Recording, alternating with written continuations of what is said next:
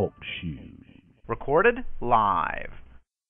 Welcome, everybody, to another edition of Myth or Logic Radio. My name is Tom Murasso with BornToManifest.com. And today my guest is Karen Monteverdi. And I hope I'm pronouncing that right, Karen. And she is a member of the International Coaching Federation. And she's a certified professional coach. And her training incorporates bodywork, science, physics, quantum physics, meditation, centered relaxation, exploration of beliefs and operational codes to promote health, aliveness, empowerment, and balance in life. She's the author of the book, Living Consciously in an Ego-Driven Society, and that's what we're going to talk about today. Welcome, Karen. How are you?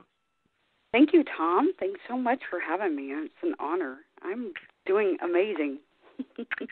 That is great. It is wonderful to be doing amazing. So, hey, tell me about kind of like your what brought you to this point. What was your growth journey like? Well, it's been a long journey. I grew up in a family of incest. So I had, like many people, I had my things to overcome, and it was a long process. It took me about 18 years, and it culminated in a stint of post-traumatic stress disorder. And I think, we all create our dramas and traumas to help us move out of this reality into a higher purpose. And for me, it was no different. I spent a lot of time going through different processes, and none of them really seemed to work. They were hit or miss. Some of them worked for part of it, and some of them worked for another part, but there wasn't anything really that encompassed all the parts of me that needed to be healed. Mm-hmm. And so what I did is I created my own program, and I called it Life Skills Training. And what I learned was that there's really four parts of the being. There's the spiritual, there's the mental, there's the physical, and there's the emotional. And you need to heal all four parts of those of your being to really grow beyond the drama and the trauma. And, I created all kinds of things in my life that were very traumatic and very painful long after leaving the family of incest and going into the foster care system and, moving out of that. I still created a lot of drama and trauma in my life. And what I realized in 1996, my husband died in a horrific car accident, which, with all the other trauma, spurred on the post-traumatic stress disorder. And I found that this process really worked for me. And then I discovered that my sister, my younger sister, was also suffering from post-traumatic stress disorder from our childhood, and so bad that she actually was on Social Security and was shut in. She had agoraphobia and the fear of leaving her home. Mm-hmm. And so I came up and I started working with her with this process, and she cured herself with that. And so I knew there was something to this. And watching friends and family struggle and helping them and going through this process and teaching them about the mind-body-spirit connection.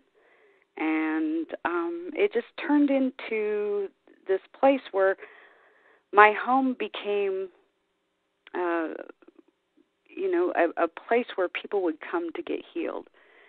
And in 2008, I found out about this coaching school called the International Coaching Academy and started there and got my certification and training And now I have created a transformational training program that helps people move from a place of victimization and trauma into a place of empowerment.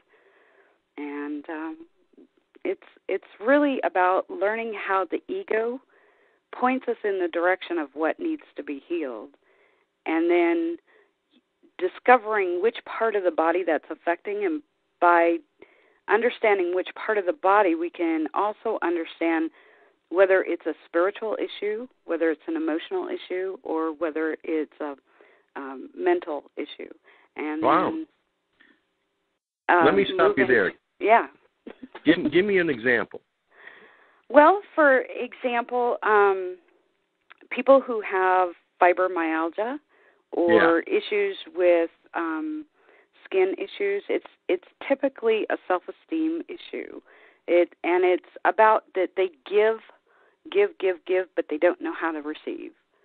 And so what we teach them is how to receive, how to trust themselves, how to trust others. And they do this by realizing their values, letting go of the traits that they grew up with that really don't serve them. That let me back up a little bit. For example, one of the traits that we all learn growing up is that money is the root of all evil. Well, if you're trying to create financial freedom, that belief stops you from really creating financial freedom if you don't want to be evil, right? Right. So what we do is we look at your beliefs. We look at where you came up with the ideas and ask you, do you really want to keep this idea in your life? And they decide. And I don't tell them what to believe or what to think. They get to do that themselves. And they choose how they want to experience their life, because what we've discovered is your beliefs have everything to do with how you experience reality. Absolutely. And so the research that I've been doing over the last year is moving a little bit beyond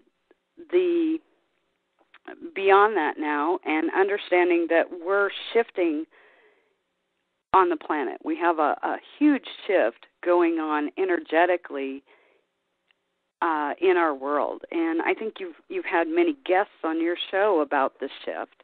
Mm-hmm. And we've done some research and discovered there's a lot of writings from ancient history 6,000 years ago and even up to today about what the shift is all about. And what we've discovered is that this work, living consciously, is really helping move into that shift and allowing us to heal those things that stop us from really being the powerful beings that we could be.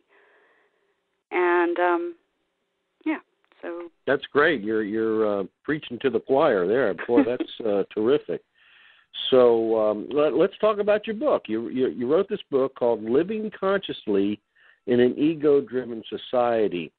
So why don't you just explain the title? I mean, it seems pretty obvious, but just in case there's something that made you call it that book. I mean, that title. Well, I think if you live within the construct, you recognize that, all the media points to the ego. Buy this car, live up to this expectation. Even in our childhood, we learn to use reward systems and punishment systems to teach us and to help us learn. Instead of learning through play, our society really learns through playing to the ego. And so, we're driven by the ego in our society. Buy this car, you're this kind of person or that kind of person, and blame this person for your troubles and blame the economy for that. And what we recognize is that you're 100% responsible for everything that you experience in your life. Mm-hmm. And once you are aware of that, you begin to live consciously at taking out all the agreements and start living powerfully. You know, all the agreements that no longer serve you in being who you really are and what you came here to do, because we all have a purpose. We all have a reason why we're here. And the question is, you know, what's your purpose? You asking me? Well, everybody, yeah. So, I mean, I know your purpose. You're here to help people, to coach them and create the same empowerment. Yes? Well, yeah, absolutely. I mean, certainly this isn't a show about me, but I had a similar journey, not exactly the same, but I did have an awakening, and it came to the point where, gee, I want to share this with people, you know. So on that level, it is the same story. So how did that? Tell me more about that. Listen to you. Seriously, tell me more about what happened with you.